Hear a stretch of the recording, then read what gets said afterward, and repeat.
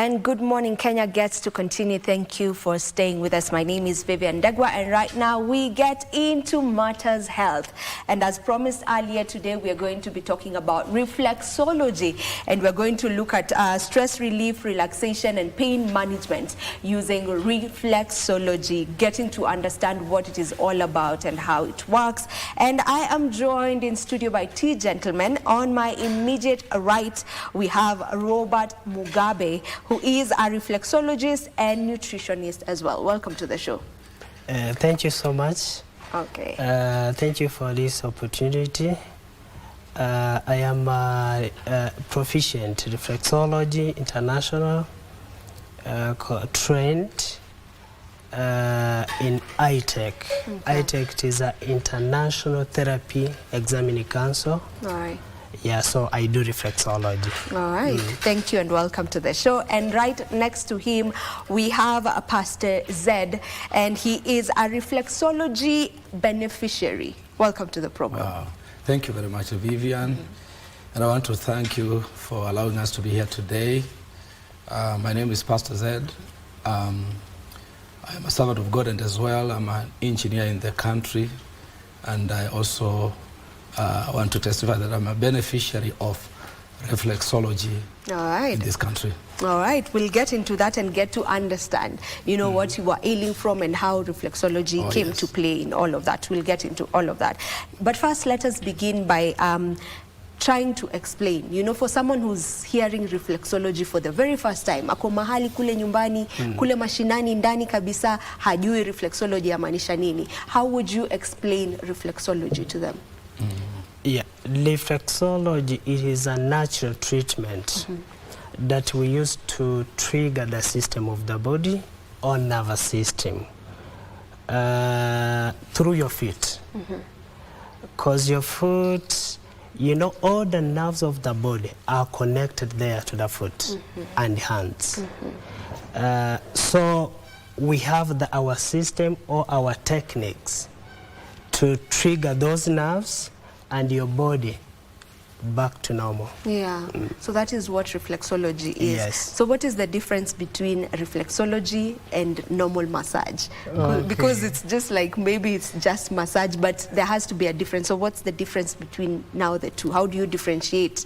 This one is just a masseuse, they just do massage, and this one is an actual profession in reflexology. Yes. So I think nitawapatia kwanza story kidogo ya reflexology. Nitajaribu kuongea hata kwa Kiswahili juu na wale watu wa nyumbani waelewe vizuri. Yes, reflexology ina Wakenya wajajua vizuri. Lakini ni kitu ya muhimu sana kwa mwili wako. Inchi tofauti sana kama China, kama India, kama Japani, kama Egypt, reflexology walikuwa wanaifanya before Christ. Walikuwa wanafanya reflexology, lakini walikuwa hajajua science iko ndani kwa reflexology. Okay. So unajua kuko na watu kama tuseme nyumbani ushago. Kuko na watu wengine wanafanya treatment, tuseme kama ni physio, ukivunjika mfupa, unaenda hapo anarudisha mfupa. So ilikuwa inafanywa namna hiyo. Ilikuwa wajajua science ndani iko, maana walikuwa wanaifanya kama traditional treatment. So kuko na mzee mmoja nchi ya Egypt amekuwa akifanya reflexology, watu wanapona. So alikuwa anachora mwanake akifanya treatment ya reflexology. Mwenye anafanyia anamwambia nasikia uchungu. Anamwambia hata kama unasikia uchungu, lakini baadaye utanishukuru. Mwanake kama alikuwa anaumwa na kichwa ama alikuwa anaumwa na mgongo, akimfanyia na kwa sawa. So hizo manake vile amechora hizo mapicha akifanya kazi ya reflexology, baadaye yake kukaja daktari mmoja anaitwa Dr. William Fitzgerald. He's an American doctor. He was a neurologist. Okay. So he did a research. He did a research according to those pictures. Akajua kwamba kumbe Mungu ameumba namna hivi mtu. Akaona kwamba kila mguu iko na zones 5. Kutoka kwa kichwa mpaka kwa mguu. Akaona hizo nerves vile zinapitia kwa mguu. So hapo ndio akaanza sasa kufanya hiyo treatment kupitia hizo zones. Yeah. So akaona kweli watu wanapona. So baada ya kuona kama watu wanapona, akaandika vitabu, akasambaza, watu wakaanza sasa kujifunza kufanya reflexology na muhimu wa reflexology. Okay, so that's where the science comes from. So after William Fitzgerald, kuko na mmoja pia ni daktari Eunice Ingham. He did a research after William. Sasa yeye akashangaa sana kwamba mwili, kila kiungo ya mwili, every single organ, you know, every organ it has a nerves. And you know the system of the body, it has more than 7 trillions of the nerves.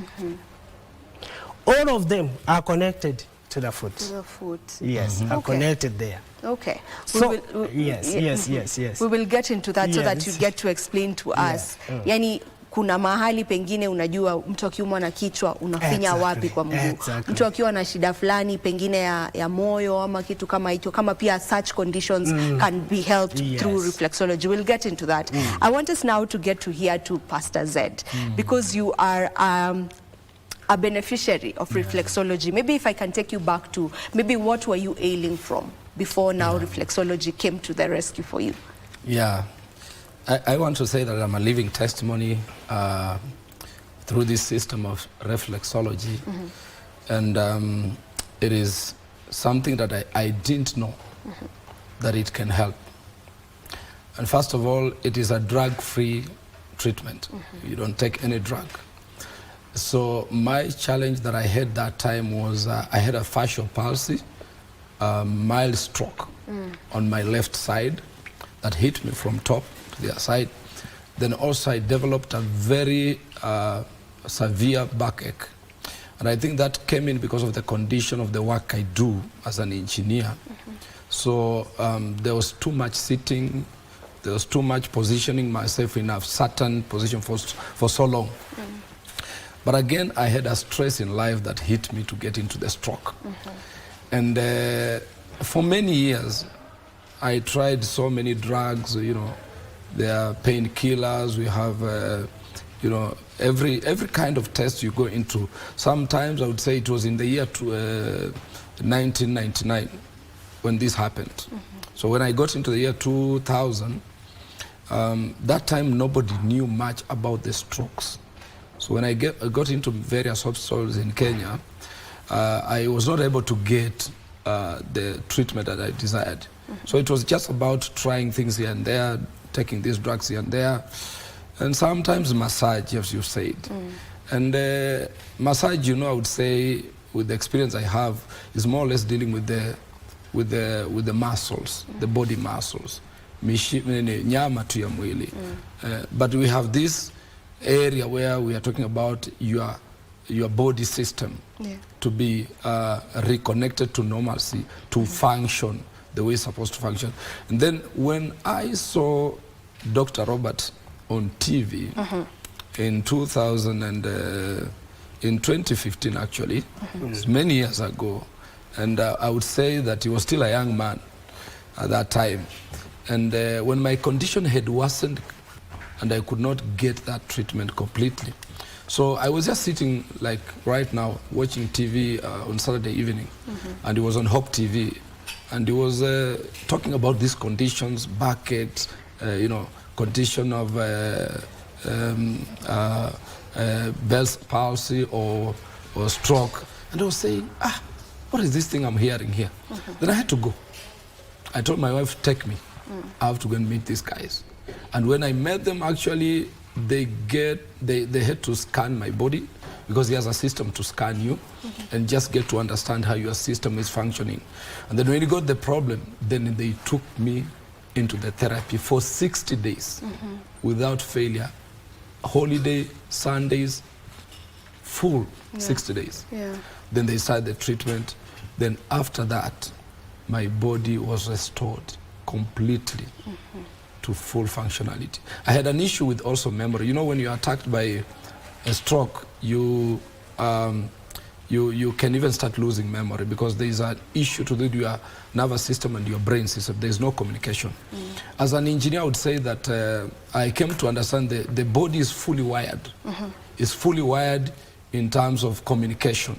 So the brain has a duty to communicate to the rest of the part of the body to be able to function. So there are areas that fail because the communication is cut. And the work of reflexology is to restore that communication, so that now, you know, like that time, the condition I had deformed completely. Like my mouth was here, my eye was not able to close, I was just permanently in a certain condition. I could not drink anything, I could not eat, because the functions of my body muscles were dead. And it took a lot of time without getting to know what to do. But I was shocked with the miracle of reflexology. And we'll get further into that. But now, you know, to you, Robert, like, what are some conditions that reflexology gets to, you know, heal? You know, are there specific conditions that you can mention? Yes. Reflexology, as I said, you know, we trigger all the body system. Actually, once we trigger the body, it heals itself. Mwili wenyewe unajitibu. So, like if you have a stress or you have insomnia, we know the area to work on. Then it will relieve your stress and you get sleep well. And also, if like you have a backache, if you are like you have arthritis, like if you have a heart attack, if you have liver problem, so kidneys, so all of them, we know that reflexes connect there to the foot. So what we do, it is to stimulate those nerves accordingly to the problem you have. Maybe one would ask the question, if there is a way that you can just do things on my leg and I get healed from all these diseases that you've mentioned. Say, for example, let me pick kidney disease. You know, someone with chronic kidney disease. Why do we have so many people who undergo dialysis if there is such an easier way to manage chronic, you know, kidney disease? Is it that there's a point ikifika hile reflexology pengine haiwezi, ama is it that we go to the hospitals late, ama wewe unaweza explain aje that you're saying it can heal kidney disease, but we have people who are doing dialysis? How would you explain that? Okay, so mtu tusema akiwa na shida ya kidneys, lazima kama anafanyiwa dialysis, lazima ifanye bado, lakini bado afanyiwe reflexology. Kwa sababu tutajaribu kupatia kidneys nguvu wakati anafanyiwa hiyo therapy. Dialysis imusaidie kuna ni kutoa, kama unajua hiyo blockage ya mkojo nini kama tuseme uko na pressure, hata kama unafanyiwa reflexology lazima visit your doctor for the high blood pressure. So the way you visit your doctor and we do reflexology, itafika wakati sasa doctor kwambie naona pressure yako imerudi normal. So then I give you a diet to manage your pressure. Yes. So reflexology also goes hand in hand with nutrition. Yeah, lazima kama pengine unafanya hii reflexology lazima pia unaangalia pia mankuli yako. Yes. Yeah, kwa sababu mwili tunachoupatia tuseme kwa chakula ndio chinajenga mwili. Kama unakula vibaya bado ita affect mwili wako. Ndio sababu tukifanya reflexology ni kitu ya muhimu sana kukuambia kula hivi, acha kula hivi, itasaidia system yako. Mtaalamu mmoja akasema kwamba ukikula chakula iwe dawa yako ya kila siku itakuwa dawa, lakini bado ukikula vibaya dawa nayo itakuwa chakula. Najua kuko na watu hawawezi hata akiamuka hawezi fanya kazi kama jakula dawa. So ndio sababu tunaambia Wakenya wajue the natural treatment, wafanyiwe reflexology, tena wawe na diet mzuri. Yes. All right. So there's something that Robert has gotten to say, that, you know, it works hand in hand pia with medication that we're used to. You know, for someone who has high blood pressure, it does not mean that sasa wachani na dawa zako za high blood pressure. If you're going through dialysis, haimaanishi kuwa sasa uache. Yes. Now for your case, Pastor Zed, how was that like for you? Because you're saying you had suffered a mild stroke. Yes. So did you also have to continue with a normal medication, or how was that process like for you for the 60 days that you said you had to undergo the reflexology sessions? I would say for my case it was a little bit different because I'm looking at a situation whereby I had actually used medication, the ordinary medication, the conventional one, for a long time. And you know, sometimes this medication can turn out to be toxic in your system. It's because it's chemicalized. And according to my situation, I was now directed and advised now to stop the conventional medicines and get into nutrition and, you know, have what we call reflexology, work hand in hand with what's supposed to eat. Because my case was much more or less a condition to do with the challenge of communication of my body. As I just want to put this as an example, because our body system, as I said, I'm an engineer, it is well wired in a way that every part of your body, every organ, has a way of communicating through the brain system so that it functions well. Now, for my case, I had a dysfunction in the nervous system on my left side. And again, I had a problem to do with my nervous system that takes care of my back system.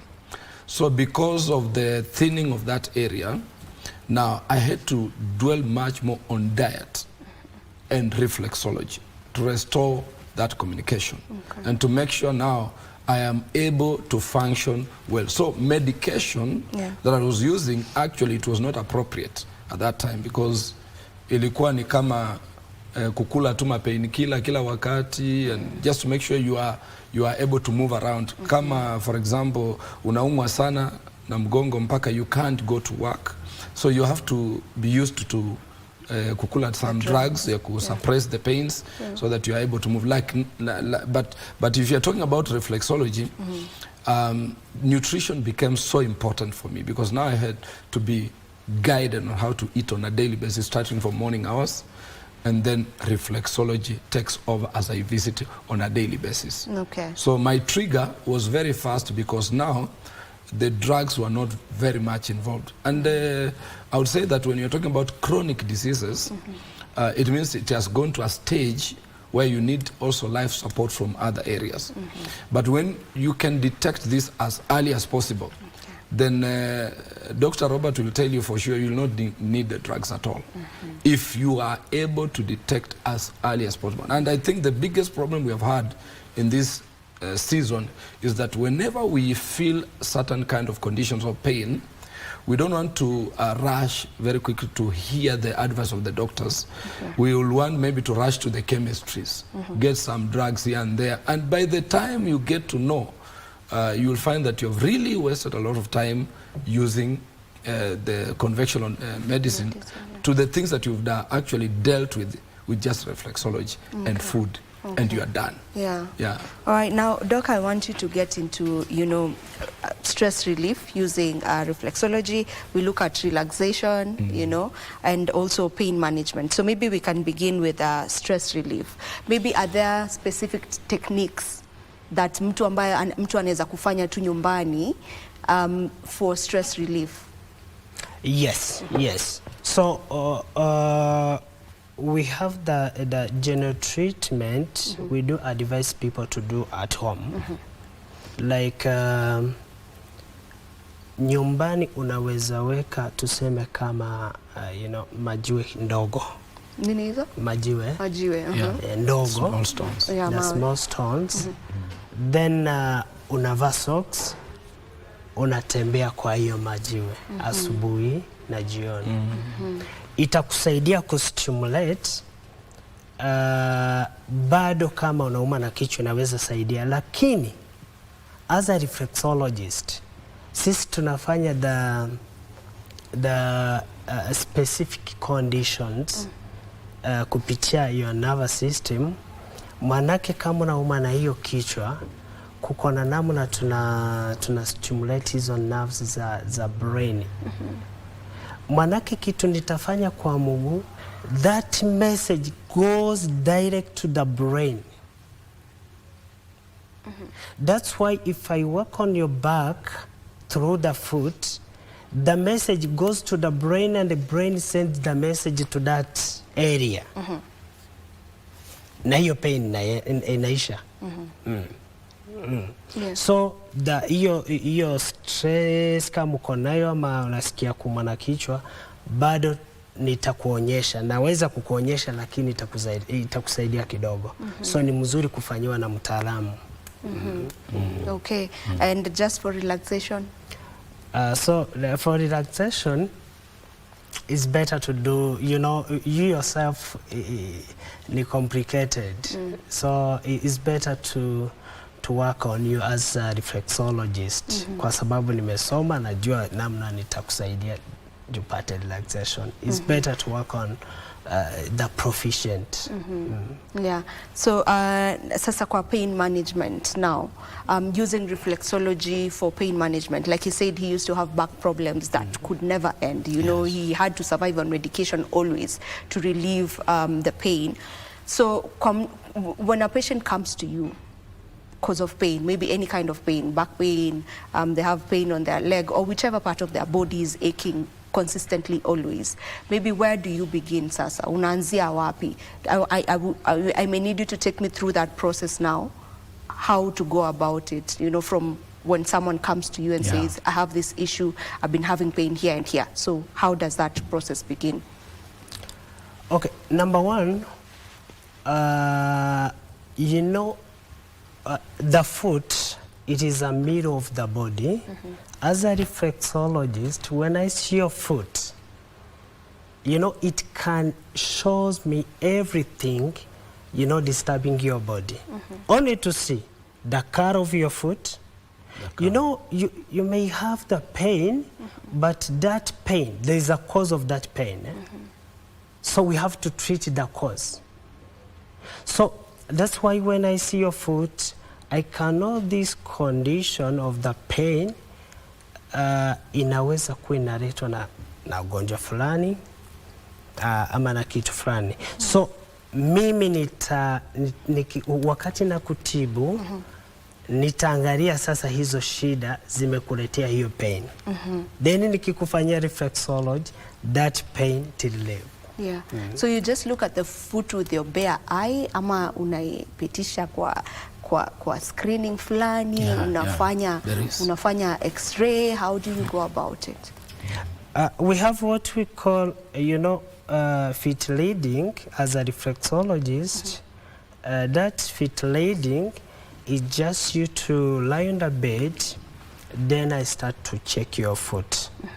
I check your foot, the cut of your foot, to press the reflexes area, connect to the nerves, so I can know which organ iko na weakness. Kupitia hizo nerves tu, kupitia hizo nerves ziko connected kwa mguu. So kupitia hiyo map reading nitajua shida uko nayo. Okay, so there's something, there's a yes. I don't know what word to use, but there's a machine that you use to look at it. Yes, actually there's a machine. Yeah. I use two of them. Number one, to read your foot, and the machine to check your body system. Okay. So I have to use two, so that I can sure, you know, what is disturbing your body. Okay. All right. Back to you, Pastor Zed. I would love for you to also just give us your experience, you know, from step to step. You know, how that was like for you. You went to the doctor, and then you did the screening, as you had mentioned before, and then what happened? And then maybe at what point did you start feeling the relief? You mentioned that your face was somewhat disfigured from the stroke. Yeah. At what point did it start, you know, going back? Because right now I can see you're okay. So at what point did it start coming back? If you can just take us through that. I want to say that again, when I got into the hands of the doctors, Robert and the team, that time, 2015, actually, I didn't know the process. I didn't know what is going to be done. I thought actually I'm going to be taken through an injection or x-rays and all. But it was a very, very simple process. One, just to be scanned the whole body so that they can be able to know which areas are failing. And it is a very small software with a touch pad that you just touch your palm. But actually, I came to realize also the reading can be done from your hands as well. Yeah. So they read it from the hand just to touch for around 2 minutes. Then the software will release the entire body system, how it works. The areas that are failing will be able to see it on the screen. Then again, when you lie on the bed, the doctor will be able to look at your feet. I didn't know that my feet are also part of my problems. And actually, at that time, I had to take some shots to be able to see the look of my feet. Yeah. And I was shocked at that time when I looked at my feet through the photo they took. My feet were all spotted black, but I didn't know. You didn't notice? I didn't know. Yeah. They were all spotted black spots all over. Kumbe system yangu ilikuwa imecollapse. So that is why I was losing memory. I was feeling dizziness. My stroke was, you know, I was deformed. I was looking at my back, and it's more or less that I was not functioning well. And therefore, after that process, they told me, now we'll have to treat you for 60 days because your condition is a little bit worse. Basically, those people who are not in bad condition, it will take like only 30 days and you'll be good. But for mine, it took a long time because the first continuous treatment, 60 days, was not the end of everything. I had to continue again visiting now with the staggered, broken visits. Like now in a week twice, then again in a week once, like that, because now you are improving. But just to answer your question precisely, nikusema kwamba for me to realize now, I'm now feeling better and I could see even myself in the mirror. I was more or less, it more or less took like 3 months. And I was like, now I can see my condition is getting better. I can be able to close my eyes well. When I used to eat, I used to, to tear, like I'm crying. When I'm trying to chew something, the mouth is pulling the other side. And that thing started disappearing completely. And I started feeling relieved when I speak. I don't feel that I'm pulling one side. And I can shock you, at one time I could pinch myself and I could not feel anything at that time. The body was numb. Yeah, it was numb. And then baada ya muda sasa ukisikia ukiniguza, you can feel yourself now, because there is now total functionality of your muscles and your nervous system. So it did not take too much time. That is one thing I can say, for I to start seeing the results. But again, the first experience when my feet was being touched, Painful. I almost woke up and asked this guy, what are you guys doing on my feet? It was painful because the condition I had was bad. Okay. But after 3 months, they could wake me up. We are done. Can you now wake up and go home? I was just sleeping. Because when the system is back to normalcy, it means that when they start touching, there's a serious full communication, like more or less like electricity now just flowing without an issue. And then you can see yourself, relaxed, you are sleeping, and when you wake up, you can run like a baby. Can you imagine? You sleep like a baby. I used not to sleep because you are waking up every night, you are waking up 3-4 times. Because of the pain. Yeah. And the condition actually takes away so many things in your life. You don't sleep well. You feel again, you are becoming separated from the society because of your condition, and it takes away your I would say what your way of doing things in life. You feel like you are not okay. Yeah, so it gets into your system, and it brings another problem of stress. And unaanza kuwa na ugonjwa ingine inaongezeka tena, kwa sababu when you are isolated, you feel that you don't need to intermingle with people because of your condition. You feel ukiongea ni kama watu wanakutazama sana. Unaona, sasa hizo shida zilifanya pia zinaanza kuletea shida zingine, your heart.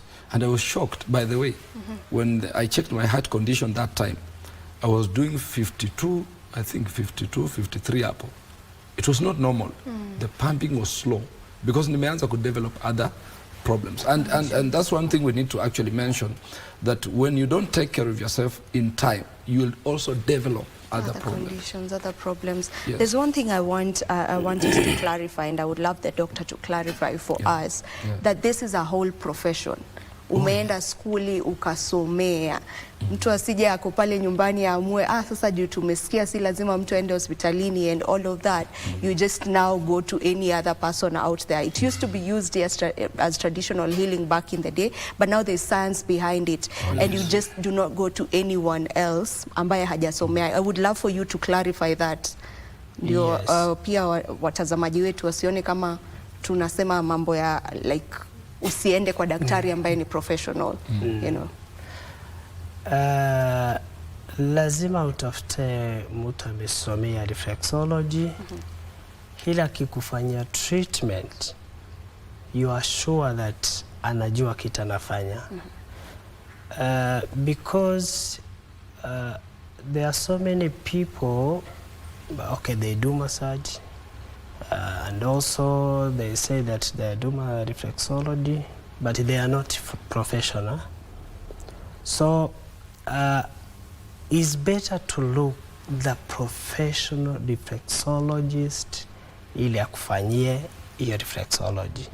Kama kukona namna naona unaweza jisaidia wewe nyumbani kidogo, ye mwenyewe atakudirect. So I can direct you as a reflexologist, cause unaweza fanya tena kwa njia mbaya tena ya haribu mwili. That's why you have to look the profession, reflexologist. Usije ukaharibu pia maneno zaidi. Now for maybe someone, there could be someone who's watching us right now and they would love to also study that, Pengine kuna skuli ambazo zinafunza reflexology. Yes, zipo. Like Kigali, there is a school. Like Kinshasa, there is a school. So Okay, so you can even if you want to learn you know, reflexology, I think watu watanitafuta niwaambie namna shule najua mzuri, zile wanaweza kuattend wajifunze reflexology. Okay. Is there someone who maybe kuna condition ambayo mtu anaweza kuwa ako nayo, ama condition ambayo yuko katika ama mtu yuko katika condition flani, for example probably someone is pregnant, would you is reflexology still okay for them, or are there a particular kind of people ambao reflexology would not work for them at a particular time? That's a very good question. So as a reflexologist, hatuwezi fanyia mtu akiwa na mimba ya mwezi moja, miezi mbili, miezi tatu. Kwa sababu manake tutaharibu, tunaweza tukikufanyia tunaweza haribu hiyo nyumba ya mtoto, mimba inaweza kutoka. So lazima tuulize client, are you pregnant if you are lady? Lakini kutoka miezi 4 mpaka siku ya kuzaa ni mzuri sana ya kufanyiwa reflexology. And again, watu haturuhusiwi kufanyia reflexology ni mtu amefanyia operation, na hiyo operation at least ijakaa miezi 6. At least after 6 months hiyo kidondi imepona. Like if I do reflexology na kidondi japona, itakuwa ngumu kupona kwa sababu the flow of the blood inakimbia sana. It's like ladies, if you are in periods, hatuwezi kukufanyia reflexology kwa sababu the flow of ya damu itakuwa mingi, na kama ilikuwa inachukua 3 days itachukua 7 days. So that's why we have to ask client. Yes. All right. I wanted to talk about maybe the misconceptions around reflexology, and I would love for you to also just clear them up. Some misconception around it, some myth around it. Yes. So lazima nizungumzie sana kwanza kidogo. Reflexology nimesema kwamba nikiona mguu yako naweza jua shida ambayo inasumbua mwili. Ni kitu ya muhimu sana watu wajue bado kulinda miguu yao. Lakini bado nitaambia mwenye hana miguu, kwa sababu tunaeziongea miguu, mwenye hana miguu sema kwane mimi sasa ni so nilisema kwamba the nervous system, hizo nerves zote ziko connected kwa mguu, lakini bado na kwa mkono. So kama huna mguu tutakufanyia kwa mkono. But sana sana tunatumia mguu. Kwa nini? Mguu, you know, the foot is very sensitive more than hands. That's why we use the foot. So kwa sababu miguu yake inashinda kwa viatu, tukikufanyia reflexology hiyo, manake hiyo sense utaisikia haraka. Utaisikia hiyo sense haraka. So lakini kwa mkono hiyo huwezi sikia hiyo sense kama mguu. That's why we use foot, but if you don't have, you know, the legs, also we can do for you in the hands. Yeah. All right. Pastor Zed, now that you're fully healed, do you still go through the sessions of reflexology, or you don't need to keep doing it? Just you know, just take me through that. Now after you got healed, is it something that you need to keep doing? Yeah, that's a good question. I would say that as we started this, we said that our bodies are systems, and any systems anywhere, it must be maintained to make sure that kila wakati uko sawa. I always talk about myself being an engineer, and I would say that looking at an ordinary operation of a vehicle, Yeah. A vehicle can be so good, but this vehicle, when it's not maintained, even if you fill a full tank of fuel, you are not sure of getting to Mombasa. Maybe the engine is stuck, na wewe unafikirianga tu gari yangu iko sawa. So you might end up not getting where you want to go because you have never been taking care of yourself. I can tell you for sure I'm doing reflexology twice or once a week. Okay. Just to make sure that I keep my system live.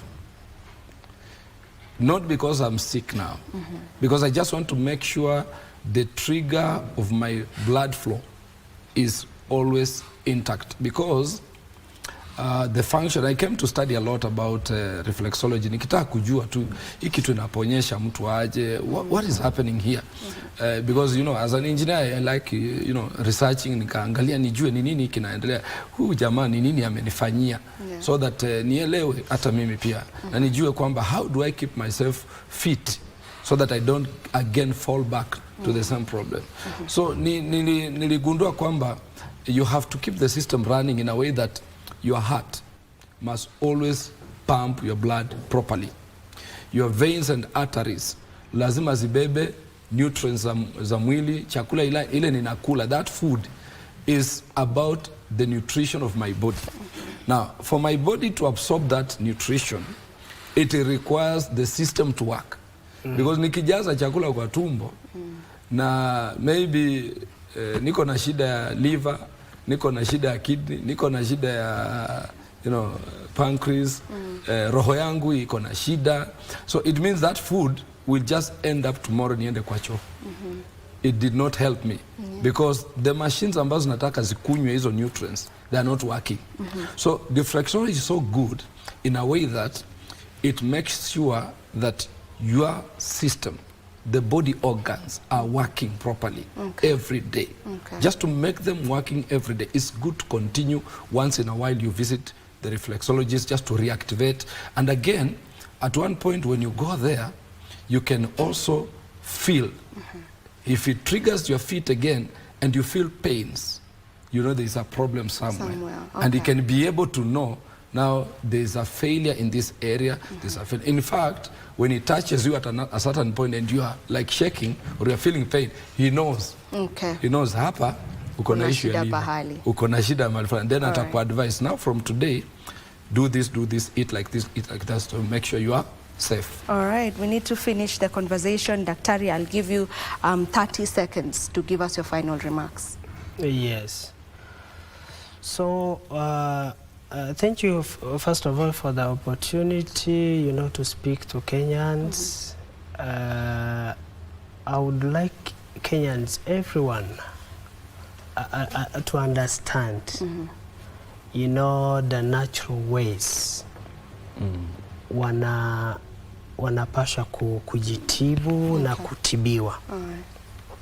Kwa sababu hata kama kidogo kwa chakula, kama unakula vizuri, itasaidia daktari hata kama na kutibu, itamsaidia system yako kikutibu kurudi haraka na kurudi kufunction vizuri. So chakula ni cha muhimu sana kwa sababu ndicho kinajenga mwili. Kingine ni mzuri kubalance your diet. So every day when you're going to eat, you have to ask the question, the benefits of the food that you're eating. Yes. All right. So wale ambao wangetaka wakufuatilie pengine kwa mitandao wanakupata wapi? Lazima tumalize sasa. Na harakishwa na director. Ukiingia kwa TikTok unaandika Rays of Hope Reflexology Center. Utanipata hapo. Sawa. Asante. Asante. So Rays of Hope Reflexology Center, you can find them on social media by searching on TikTok for them. This is where we end this conversation. Thank you so much to each and every one of you who has been part and parcel of it.